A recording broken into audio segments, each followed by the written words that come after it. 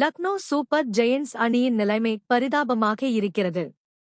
மற்ற அணிகளை விட மிடில் ஆர்டர் பலமாக தெரிந்தாலும் பந்து வீச்சாளர்கள், நம்பும்படியான தொடக்க வீரர்கள் என யாரும் இல்லை.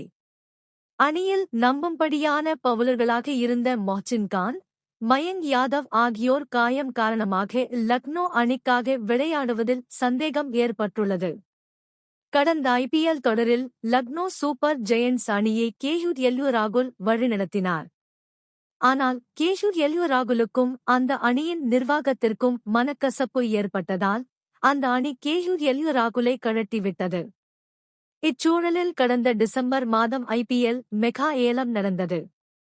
அதில் KL ராகுல் டெல்லி அணியால் வாங்கப்பட்டார். லக்னோ அணியின் நிர்வாகமோ ரிஷப் பண்டை பெரிய விலைக்கு விடாப்பிடியாக வாங்கியது. அதாவது டெல்லி அணி 20 கோடி ரூபாய் வரை ஏலத்தில் சண்டையிட்ட நிலையில் லக்னோ அணி 27 கோடி ரூபாய் வரை சென்று ரிஷப் பண்டை வாங்கியது. இதனால் லக்னோ அணியின் பார்ஸ் காலியானது.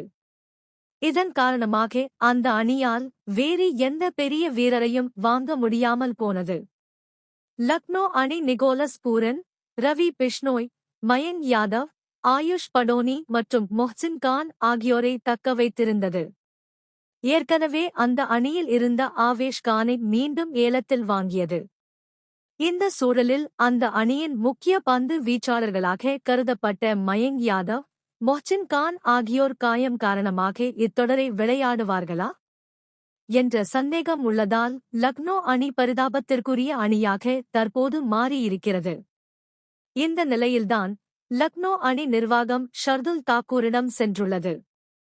2024ஆம் ஆண்டு IPL தொடரில் ஷர்துல் தாக்கூர் சென்னை அணியில் இருந்தார். ஆனால் 2025 IPL ஏலத்தில் அவரை எந்த அணியும் வாங்கவில்லை. இதனால் மன வருத்தத்தில் இருந்த ஷர்துல் தாக்கூர் உள்ளூர் போட்டிகளில் சிறப்பாக விளையாடினார். சையது முஸ்தாக் திராபி தொடரில் 15 விக்கெட்கள், ரஞ்சியில் 35 விக்கெட்கள் என அவர் தனது சிறப்பான ஆட்டத்தை வெளிப்படுத்தினார். இதையடுத்து தற்போது அவருக்கு வாய்ப்பு தேடி வந்துள்ளது.